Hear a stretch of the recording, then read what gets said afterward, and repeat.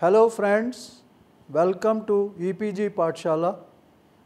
I am Professor S.P. Singh from Faculty of Management Studies, Gurukul Kangadi University, Haridwar. Today we are going to study Module 8 on sampling design. After finishing this module, you shall be able to know the need of a sample, understand attributes of a good sample, and know the types of sampling. The way of selecting for a study a fraction of the universe with a view to draw conclusion about the universe or population as a whole is known as sampling. A population is the complete set of persons, objects, events or entities that a researcher aims to study. However, in several studies, a population study may not be accomplished so that the researcher selects a sample or a subset of the target population. Sampling methods consist of different ways of choosing the sample from the target population. Some of the sampling methods aim at obtaining a representative sample of the population. Generalizing the results of the study to the rest of the population can then be made. However, if a sample is biased, generalizing from the sample to the population may lead to incorrect inferences. In most of the research work and surveys, the usual approach taken is to generalize or to draw inferences on the basis of samples about the parameters of population. So, a sample may be explained as any number of persons, units or objects chosen to symbolize the population in accordance with some rule or plan. The need of a sample. There are large economic benefits of selecting a sample rather than conducting a census. The cost of taking a census survey may go to huge amount of money interviewing all 5,000 employees of a company. We can identify what we want to know by choosing only a sample of few hundred. The quality of a study is often more with sampling than with a census. Research findings provide competent evidence of this opinion. More than 90% of the total survey error in one study was from non-sampling sources, and merely 10% or less was from random sampling error. Sampling provides much quicker results than a census.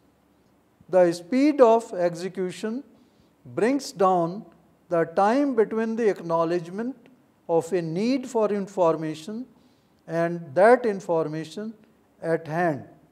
When the universe is small and variable, a sample taken may not be representative of the population.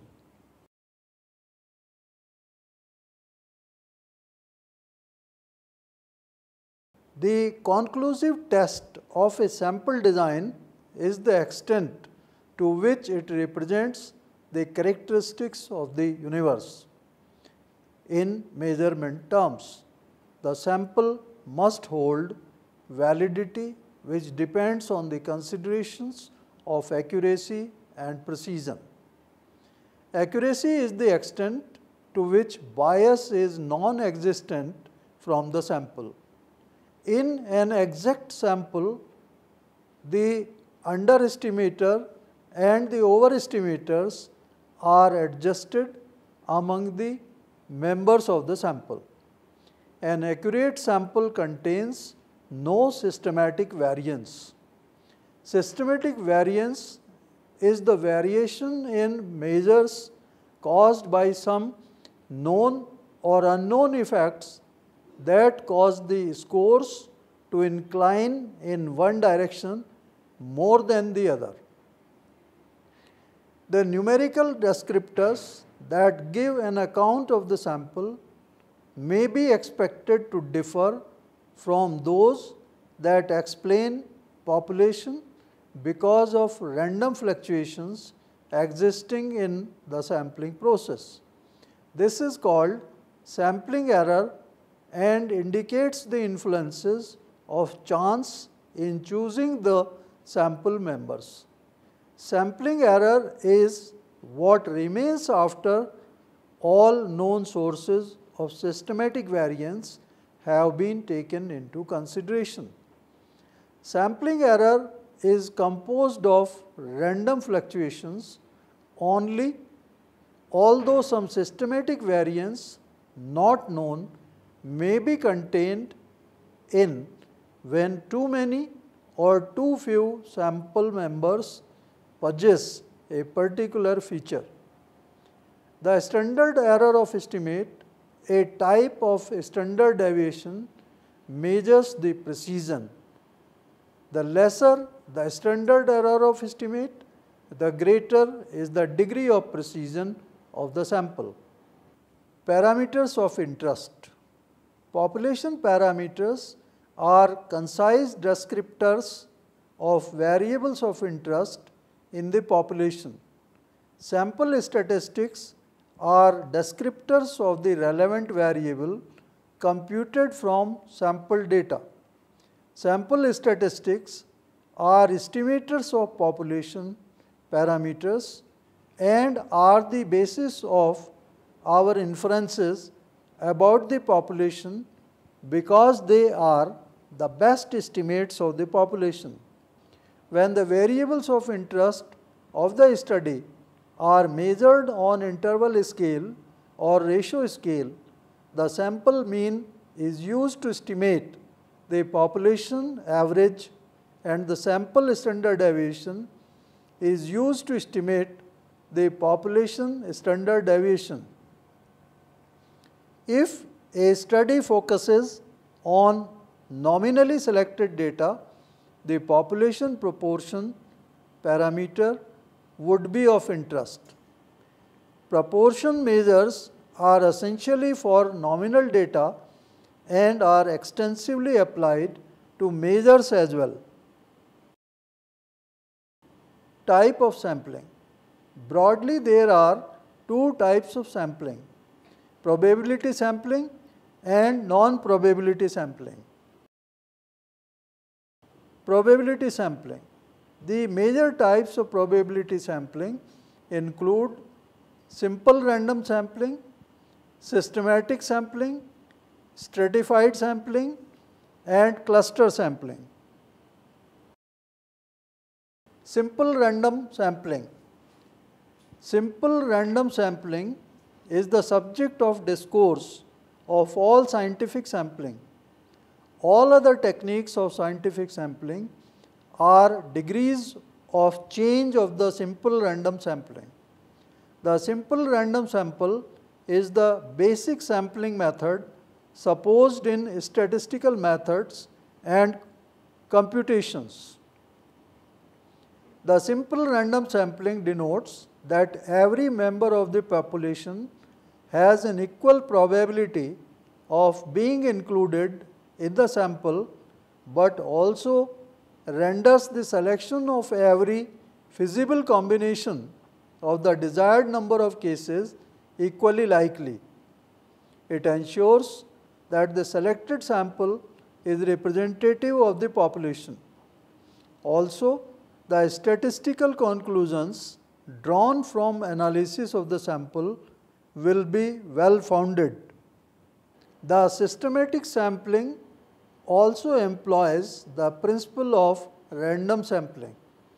However, in this method of sampling, the selection of a unit depends upon the selection of a preceding unit, in contrast to simple random sampling, which selects units independent of each other. Systematic random sampling in this sense is called quasi-random sampling. In systematic sampling, we randomly enter a stream of elements and sample every k element. It is best when elements are randomly ordered with no cyclic variation. In this sampling, the sample is systematically spread through the population. In a systematic sample, the elements of the population are arranged in the form of a list, and then every kth element from the list is selected systematically for including in the sample. The systematic sampling is simple and permits the researcher to add a systematic element into the random selection of subjects. This method guarantees that the population is evenly sampled. Human bias is systematically removed in systematic sampling because the sample elements are at equal distance in the population. Stratified sampling. In stratified random sampling, the population is first divided into a number of strata on the basis of single criterion or on a combination of two or more criteria, yielding strata such as males under 30 years and males over 30 years, females under 30 years and females over 30 years. In stratified random sampling, a simple random sample is drawn from each stratum, and such subsamples are brought together to form the total sample. The sampling results can then be weighted and combined into appropriate population estimates. In general, stratification of the population for the purposes of sampling contributes to the efficiency of sampling if it establishes classes on the basis of some strata. Age and sex can be two potential bases of stratification. Stratification on the basis of sex yields two strata which differ markedly from each other in respect of their scores on characteristics under study. However, age as a basis of stratification does not yield strata substantially different from one another in terms of the scores on the significant characteristics. The criterion of sex will be the more effective basis of stratification in this case. With the ideal stratification, each stratum is homogeneous internally and heterogeneous with other strata and would be based on primary variable under study. Stratified sampling can either be proportionate or non-proportionate. Cluster sampling. In cluster sampling, the sampler first samples from the population certain large groupings or clusters. These clusters may be city wards, households, or any geographical or social units. Sampling of clusters from the population is done by simple or stratified random sampling methods. From these selected clusters, the constituent elements are sampled by random procedures. In this way, the researcher gets a probability sample of elements more or less concentrated geographically. Since the sampling procedure moves through a series of stages, it is a multi-stage sampling.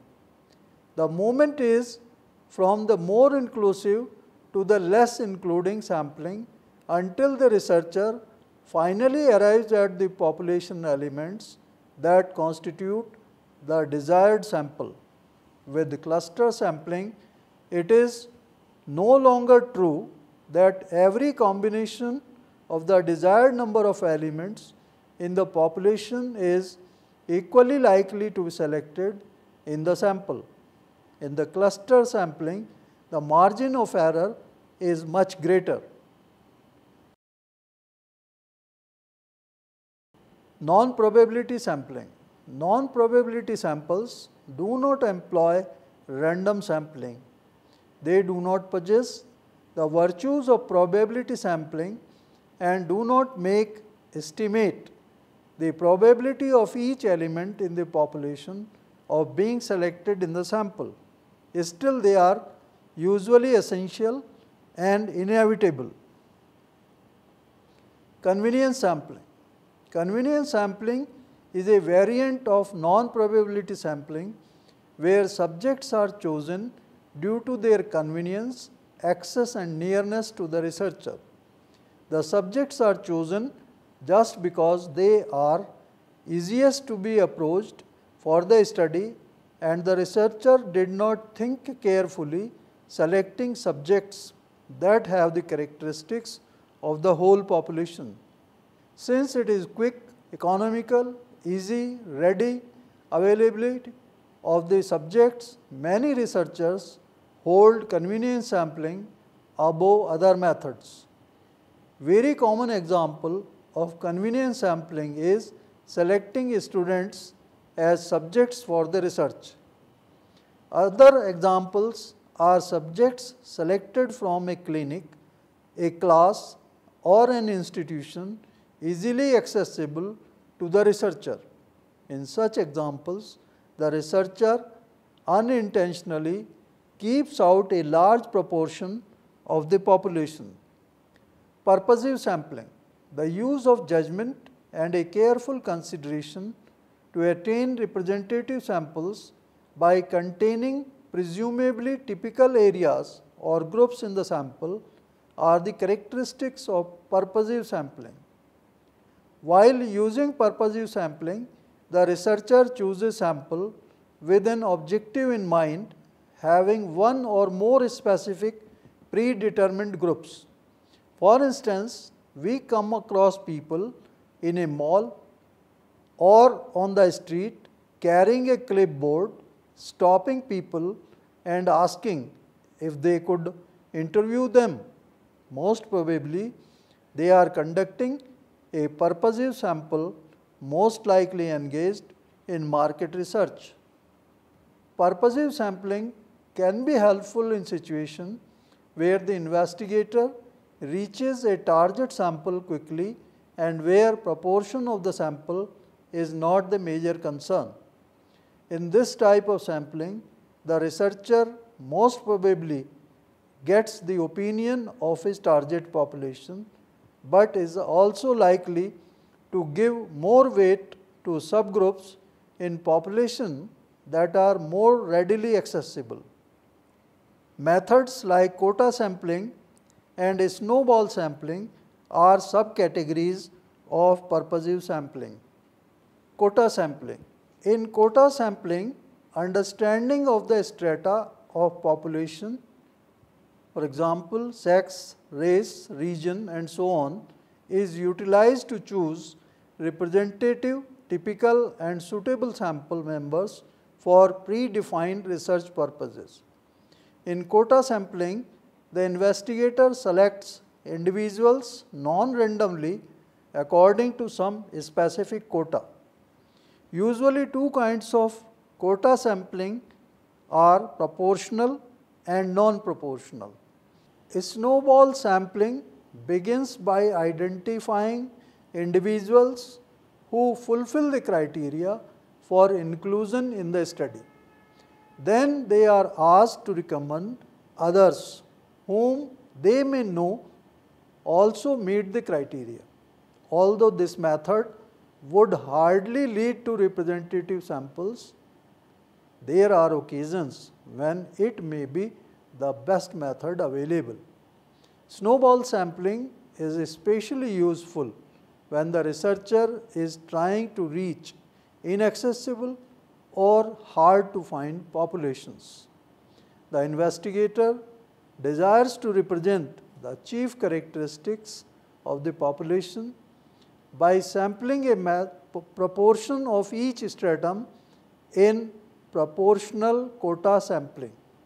For example, if the population has a ratio of 40% women and 60% men, and a total sample size of 100 is desired, sampling continues until those percentages in the sample are obtained.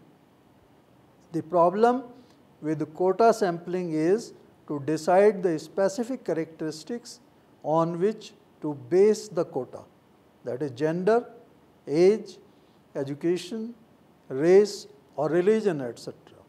Friends, in this module you have studied the need of a sample, the attributes of a good sample and the types of sampling.